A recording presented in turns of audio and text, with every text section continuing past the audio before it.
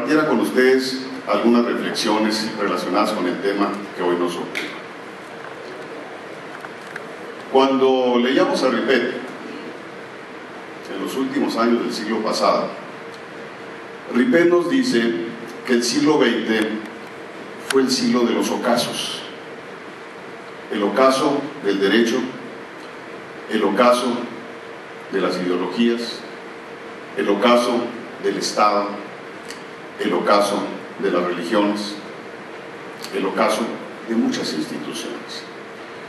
De tal manera que si hacemos un análisis muy puntual de lo que nos ha tocado vivir en los últimos años, podemos entender y llegar al origen y a las causas que ha llevado a las sociedades contemporáneas a situaciones inéditas en la historia. Hace apenas 4 años, hace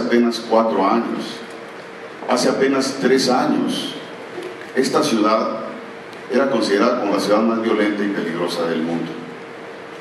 Cuando en 2010, durante el desarrollo de las campañas políticas para renovar al Poder Ejecutivo del Estado, al Poder Legislativo, a los ayuntamientos, nos encargaron la tarea de hacer el diagnóstico de cuáles eran las causas que habían llevado a la sociedad chihuahuense, diríamos a la sociedad mexicana, a esos extremos.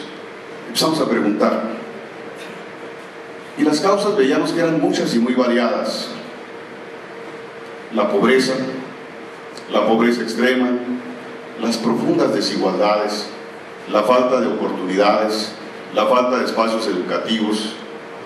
Pero luego llegamos a un punto que nos llamaba mucho la atención: la desintegración familiar. Y la desintegración familiar traía como consecuencia necesaria, ineludible, la pérdida de valores, la pérdida de principios, el pandillerismo, la drogadicción, el alcoholismo y todos esos fenómenos que se fueron conjuntando y que nos llevaron a vivir situaciones terribles apenas hace 3 años, apenas hace 4 años. Cuando César Duarte llega a la gobernatura del Estado, hace una serie de planteamientos. Y esos planteamientos tienen que ver cómo atacar las causas que estaban generando esa situación tan compleja y tan complicada. No había oportunidades, hay que abrir espacios educativos. Habría pobreza y pobreza extrema y con profunda desigualdad, hay que llevar el desarrollo a todas las regiones del Estado. El crimen y la delincuencia estaban rebasándonos, había que tomar medidas extremas. A grandes males, grandes remedios. Se tuvo que hacer un diseño institucional para cambiar a las instituciones encargadas de la Procuración de Justicia y de la Seguridad Pública y de la readaptación social de los delincuentes para su reinserción social. Pero faltaba lo más importante: la célula de la sociedad. Si la familia está mal, la sociedad va a estar mal. Y teníamos que tocar. De tal manera que el gobernador Duarte, junto con los poderes legislativo y judicial, desde principios del año pasado, se dieron a la tarea de ver cómo se pudiera cumplir con lo que mandata el artículo 4 de la Constitución. Cómo preservar y proteger a la familia desde el ámbito de las autoridades. Y en un gesto que mucho honra a los 3 poderes del Estado, se pusieron a trabajar de manera conjunta. Vamos a dejar de lado las cuestiones partidistas políticas, vamos a trabajar todos por la sociedad chihuahuense.